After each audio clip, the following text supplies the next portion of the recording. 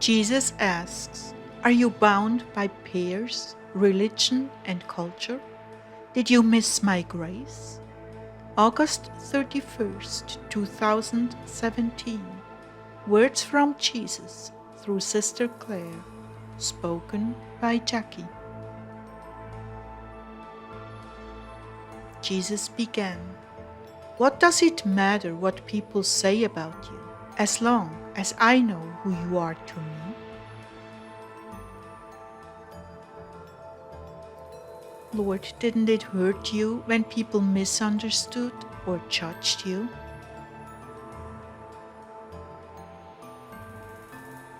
It did, but for a different reason. Their God just visited them, and it was a singular grace, but they missed their time of visitation and went on in their sins. That is why I was sad. Well, it makes me sad because they are not able to discern your voice, but the voice of another will surely seem right to them.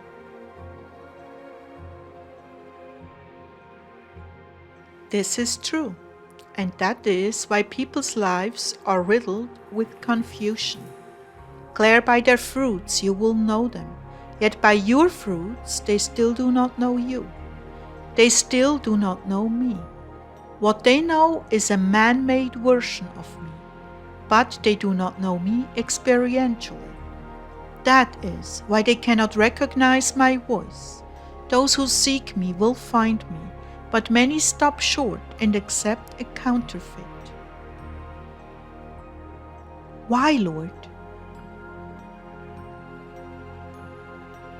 They accept parts of me which have been affirmed by their cultural and religious upbringing.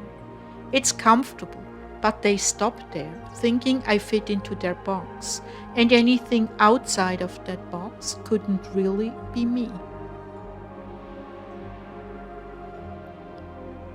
People are bound by their peers and their cultures. It just isn't safe to know Jesus. I mean, really know me.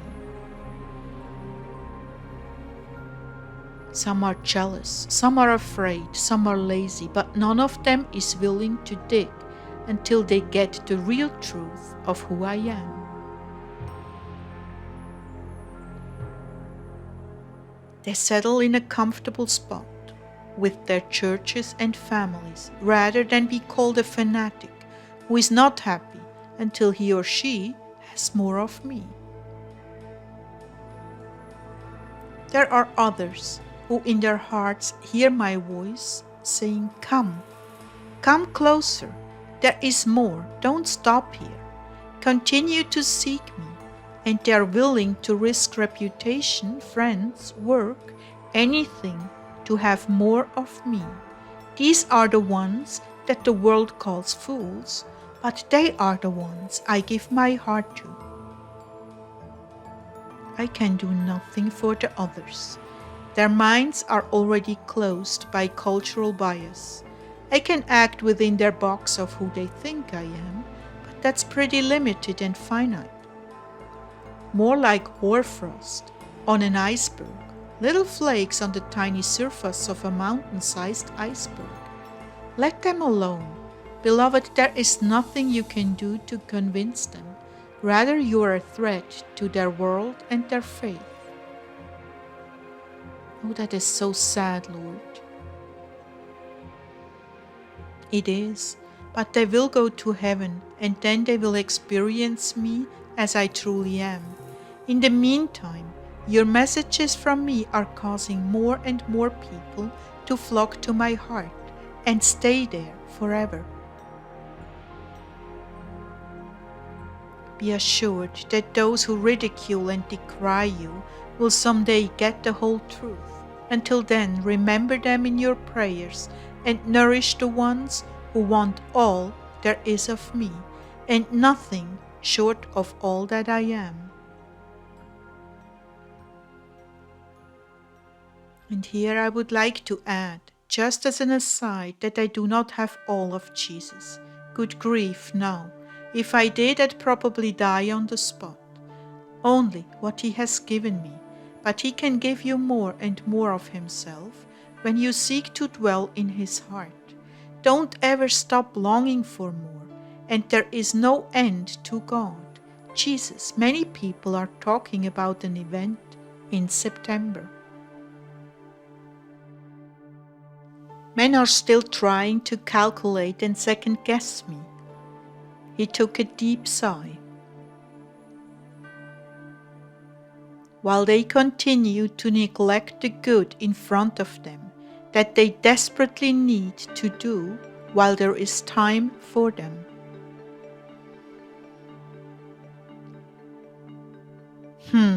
Speaking of time, he smiled.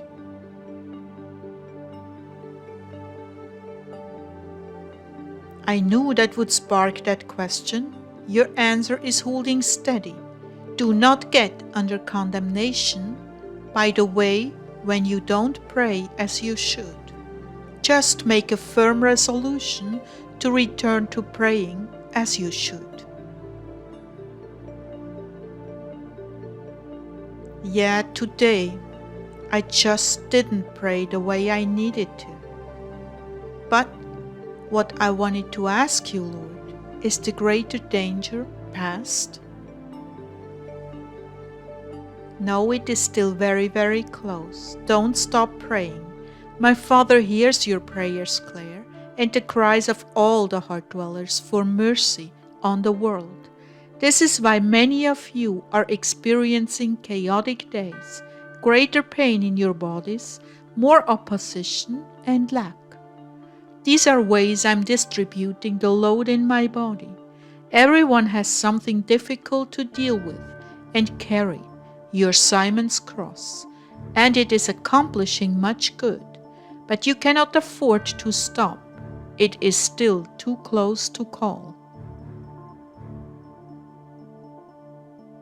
Dear brides, I know your hopes and dreams. I know your disappointments and choices to persevere even when things do not go your way. And I'm highly honored when you choose to take this cross on your shoulders and carry it. It is your willingness to suffer with me, to carry a portion of my cross for the world that honors me. Everyone loves abundance and rewards, and no one wants to be in pain and suffering, except the ones who love me more than themselves. And they are the ones that comfort my heart, that dry my tears, that make me smile. Yes, you do all these things, my brides. You are my consolation on this bitter earth. You bring me hope and joy. You are my beloved ones. We are still climbing that long, long hill, even to Calvary, until I return to receive my kingdom on earth. We will be climbing together and preparing the world together for my return. So do not grow weary. Oh, I know I say it so many times, do not grow weary. I know some of you even feel a bit scornful that I'm still saying that. Please do not sin against me that way. Please accept these words as they are meant, sincerely from my heart, to encourage you to keep going even in the pains of this struggle. Even in the midst of giants from the scornful, where is your God? He hasn't come yet. Maybe he's asleep.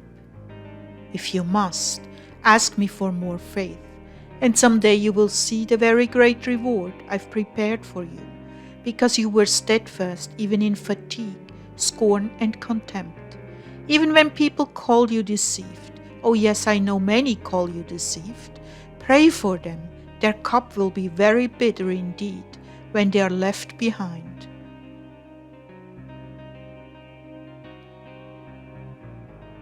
For most of you, the rapture will happen in your lifetime. There are others I'm calling home. They have given their all, and I'm anxious to reward them. Stand strong, my brides, stand strong. Be the light and the salt of this earth.